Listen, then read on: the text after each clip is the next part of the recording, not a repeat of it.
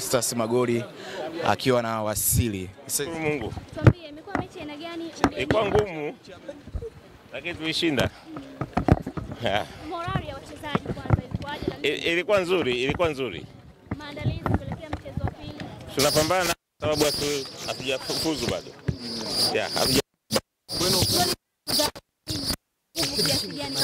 Fuzu nzuri kwa sababu kushinda ugenini goli 3 ni mtaji mzuri kwa mechi ya marudiano. Kwenu viongozi mnaridhishwa kipi? Pantevu kama tulivyosema sisi kwanza tunajua kufanya. Ni meneja wa viwango. Kwa hiyo huu ni mwanzo.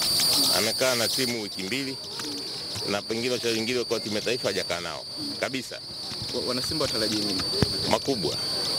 Kila ambacho mlikuwa mnataka kwa Simba ile ya mpira mwingi, goli za kutosha.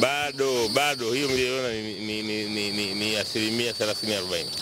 Bado Tutarajie kikubwa zaidi ya hichi. Kabisa. Kikubwa. Mchezo uliopita mliokosa mashabiki wenu. Kuelekea mchezo ujao tunaomba wajae kwa Mkapa kwa wingi. Washuhudie mpira ambao ni mpira mkubwa sana. Ambao unafanana na asili yetu Simba Lunyasi. Kwa ile Simba inakwenda kurudi ile mwanzo. Hatari sana. Sawa jamani. Msubirini Ahmed Ali.